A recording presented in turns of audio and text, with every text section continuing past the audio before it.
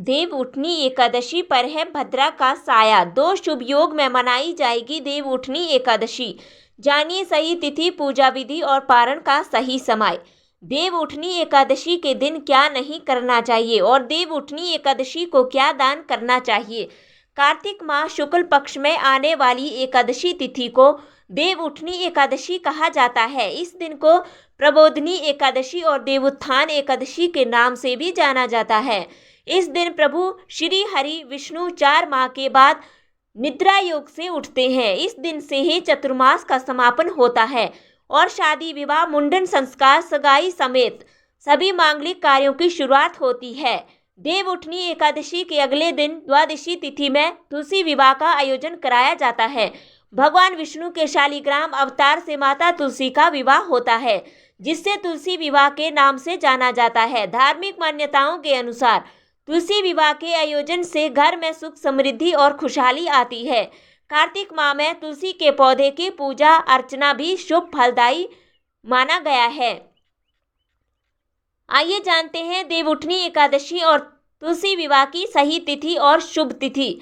देव उठनी एकादशी व्रत मुहूर्त। देव उठनी एकादशी की सही तिथि 12 नवंबर को है, जबकि एकादशी तिथि 11 नवंबर को शाम 6:47 से लग जाएगी।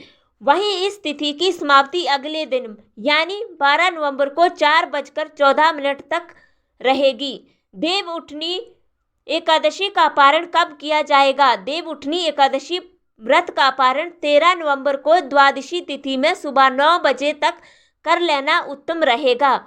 व्रत पारण का शुभ मुहूर्त 13 नवंबर को सुबह 6:42 से सुबह 8:51 तक रहेगा। उदय तिथि के अनुसार 12 नवंबर को देव उठनी एकादशी मनाई जाएगी। इस साल तुलसी विवाह 13 नवंबर 2024 बुधवार को मनाया जाएगा। खास बात यह है कि इस बार देव उठनी एकादशी के अगले दिन 13 नवंबर 2024 को तुलसी विवाह है। इस दिन भगवान श्री हरि व तुलसी माता की विधिवत पूजा का विधान है। देव उठनी एकादशी पर बनेंगे कई संयोग।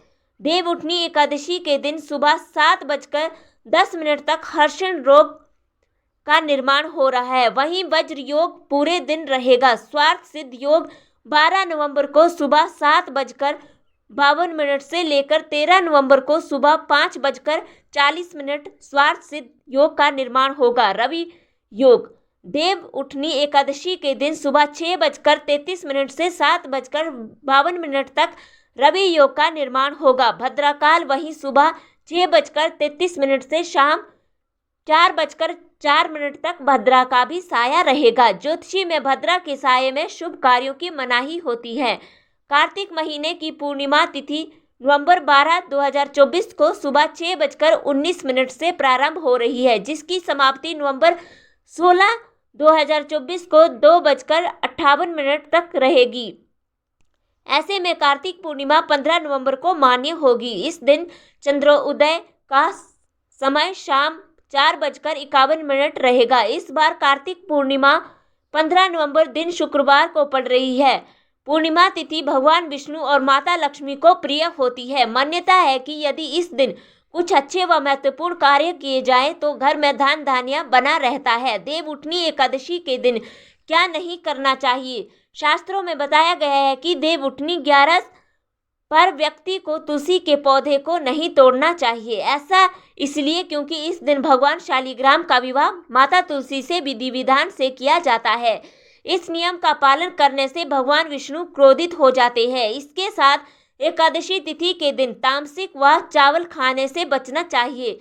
देव उठनी एकादशी को क्या दान करना चाहिए। कहते हैं कि देव उठनी एकादशी के दिन धान, गेहूं, मक्का, बाजरा, उड़द, गुड़ का दान करना शुभ होता है। इसके अलावा वस्त्र का भी दान किया जाता है। इस एकादशी के दिन सिंघाड़ा, शकरकंदी, गन्ना और सभी मौसमी फलों का दान करना महत्वपूर्ण व लाभकारी माना गया है। इससे भगवान विष्णु प्रसन्न होते हैं और घर में सुख समृद्धि का वास होता है। देव उठनी एकादशी पर बांसुरी, हल्दी, मोर पंख और शंख आदि का दान करना शुभ माना जाता है। देव उठनी एकादशी पर दान करते समय ध्यान रखें कि इस दान दक्षिणा के बारे में किसी को ना बताएं, क्योंकि दान जितना हो सके उतना गुप्त तरीके से करना चाहिए। वहीं अगर आप इस पावन दिन पर यह सभी चीजें दान करते हैं तो इससे आपको आर्थिक लाभ होगा और जीवन में कभी किसी चीज की कमी नहीं होगी।